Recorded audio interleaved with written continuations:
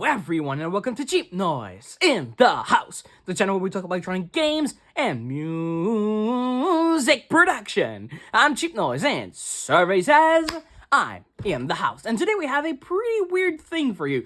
This is the Kawasaki Bangaboom. Now, I've talked about Kawasaki another time on this channel about the iSound series, which was a bit crap, but this is far from it.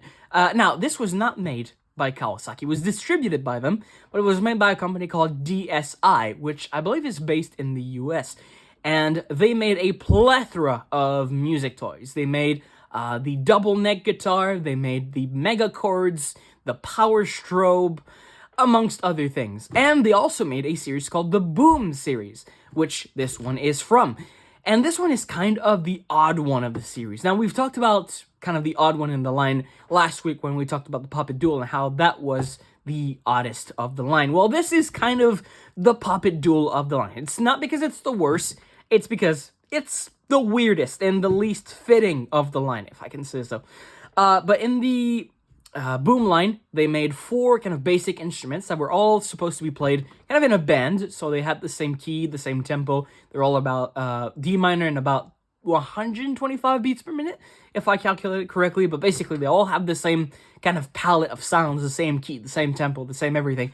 They made the Big Bangaboom in 1997, and that is kind of a big bongo thing. It looks kind of like a beat cannon, and it's focused on scratching, so there's like 4 pads on the top, and you can scratch and do all sorts of fun things. And then there was the Key Boom in 1998, which is kind of a keytar, so keyboard and guitar hybrid. It had 6 guitar buttons, 6 keyboard buttons. It looked a little bit like the original One Man Jam in its design, but that was that. And then this came out in 2000. This was the last of the line. But wait, you forgot one, you might say. Well, yeah, it also includes the ever so elusive Saxaboom. Now, what I'm going to say, I'm going to give you 5 seconds for you to go on eBay and type in Kawasaki Saxaboom and see how much they go for. 5, 4, 3, 2, 1. Ah, what the hell? Yeah, they're worth way too much. The cheapest ones you can find are like $500. They have issues. They have a lot of issues, and they can go up to $2,000 sometimes. You want to know why? Well, it's because a famous actor that you might know called Jack Black played the Saxaboom live on stage many times. Now, Jack Black is a comedian, he's also an actor, and he's also kind of a lead singer of the band Tenacious D, or Tenacious Dick, I'm assuming that means. And in the Tenacious D performances, he plays the Saxaboom pretty often. There's even a video on YouTube of him playing the Saxaboom on the Jimmy Fallon's Tonight Show, I believe that is called. And I might just say, he's not a very good Saxaboom player. I've seen some people play the Saxaboom that can play it even better than he can, but he kind of is the one who kind of legendarized, I don't know if you can say that word, but like made the Saxaboom into a legend, basically. It's the famous case of someone popular uses it, and that's how it gets its value. But anyway, this is the Bangaboom, and as I said, it's the weird one of the line, because, first of all, it's the only one with tempo control. You have tempo up and tempo down here. Second of all, this is both the best sounding and worst sounding boom instrument. I mean that because the drum sounds that they use are very high quality, and I do mean very high quality, as I don't hear any, like, downsampling artifacts. I don't hear, like, they sound pristine. They sound premium. But at the same time, the rhythms here sound completely trashy. They are at a ungodly rate. So I don't know what was up with that. My opinion is it's running on 2 separate circuits. So there's a circuit for the drum sounds and a circuit for the rhythms. That would explain why this one is the only one that takes 6 AA batteries at the back here. The other ones, the other boom instruments, took 4, as far as I know. If you don't count the mini booms, of course, which took 3 button cells and wasted them in about 5 minutes. But, you know what, let's not talk about that. Let's go through a tour of this thing. So on the top here, you'll see 4 kind of triangular drum pads. They are plastic. They kind of have this rubber feeling to them, but in my opinion, they're more plastic than rubber. You have this big speaker on the top here. On the right, you have a 3-position switch. In the middle, it's off.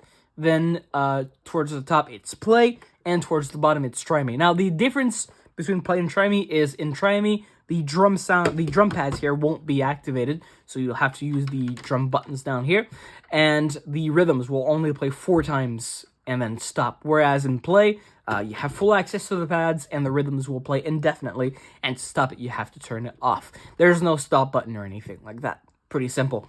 Close to the metal pads, there's the aforementioned tempo up and tempo down buttons, which not only changes the speed, but also the pitch of the music.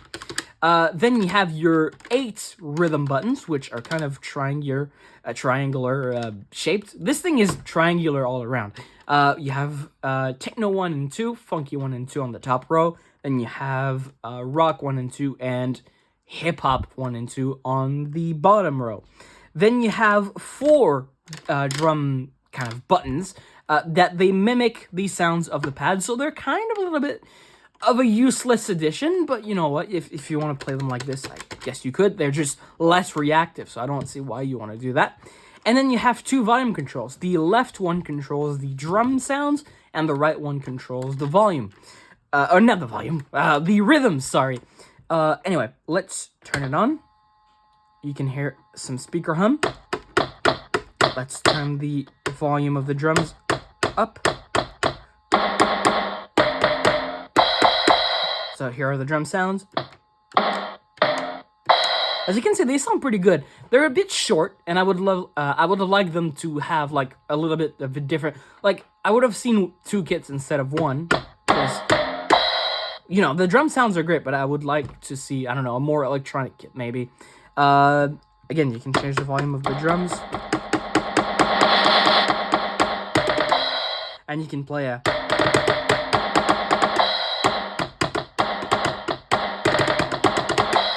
Now, you can play 2 sounds at once, just not at the same time, because this is what happens. It just gets confused. So you have to go like this. You can play 2 sounds at the same time on the buttons, but again, like sometimes they don't register. It's not a thing that you should use. So that's basically it for the drum sounds. I'm going to turn it off for now, because the hum is pretty loud. Now, you know how these old toys had kind of resistors controlling the pitch? We've talked about it on the channel before. And you know how the rhythms are supposed to be in the key of D minor? Well, mine is horrendously low. And by that I mean, it's like 2 semitones and a half lower than what it should be. My rhythms are about in between a B and a C. Which might sound like a nerdy thing to you, but let me show you what I mean. So I'm going to start a rhythm. Techno 1. Bump up the volume. You control the tempo by using these buttons. This is the normal speed, but it's supposed to sound like this. Even higher even.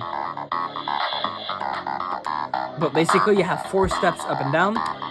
This is step kind of up 1, up 2, up 3, and up 4. You can't go faster than this.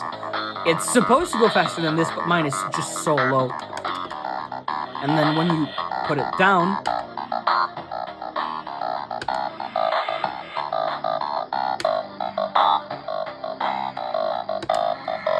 yeah, this one goes low.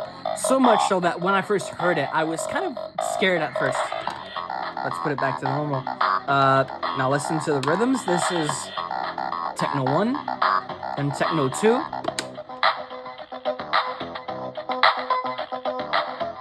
I like this one. It sounds pretty good.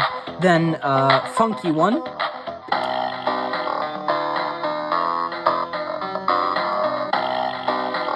Then comes Funky 2.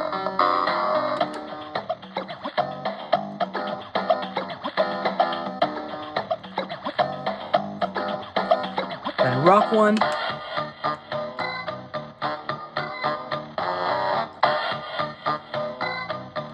then rock 2.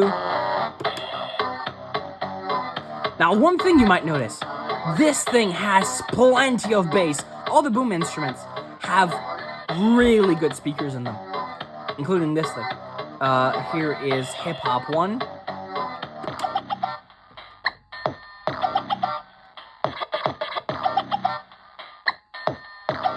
And here is Hip Hop 2. Now, I'm gonna speed it up. As you can see, the rhythms follow, like they react really quickly, which means you can trigger them as part of a performance. So if you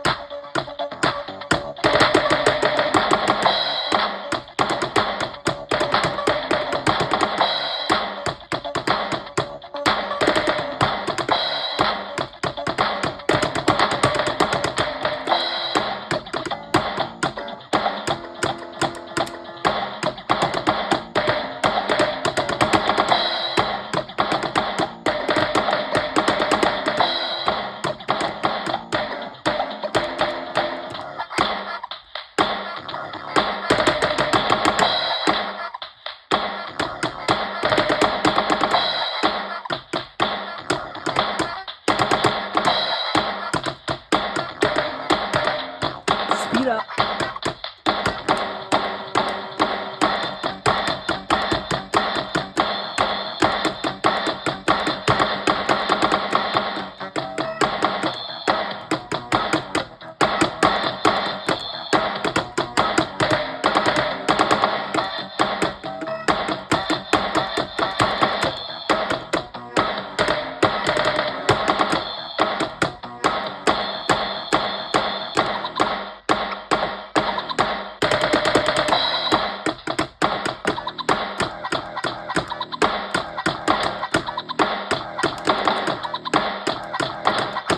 speed down.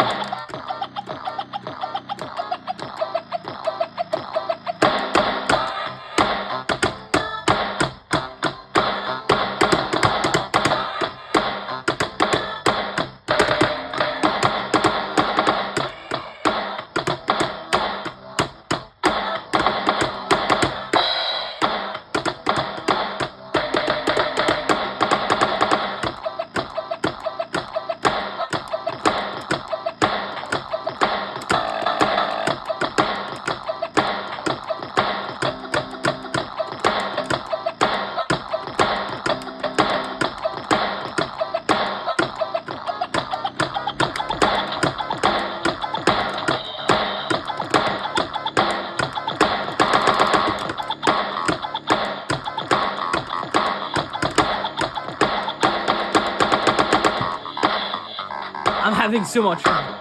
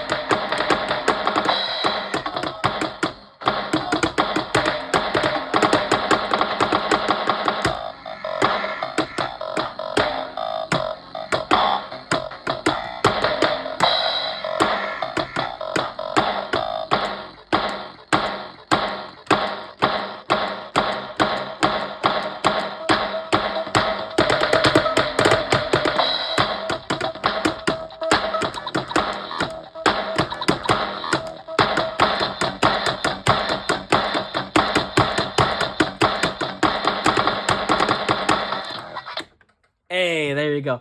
So as you can see, this thing is loads of fun. I love this thing. My only problem with it is, especially for the kick, you hear more of the pad bashing sound than you actually hear the drums. Like, you can hear the kick, but it's really... Oh, and also, mine has a weird issue. If you bash on it too hard, it's gonna distort. Like this. But yeah, especially the kick. Like, you can't really hear that. You have to push the drum volume very loud.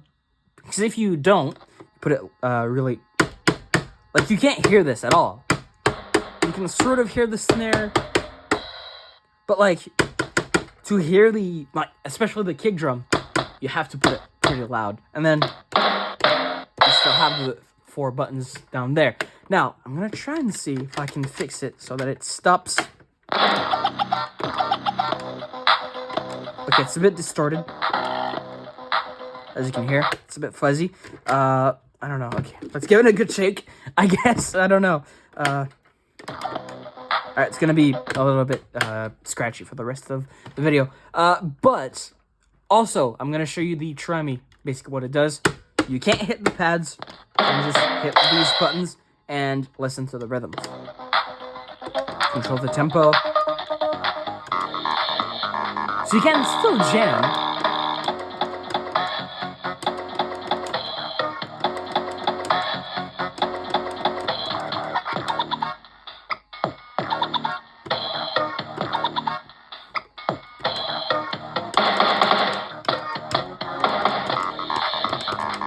Yeah, these buttons are not very responsive. Like, they work sometimes, but... You see, I tried to do a fill there. It didn't really work.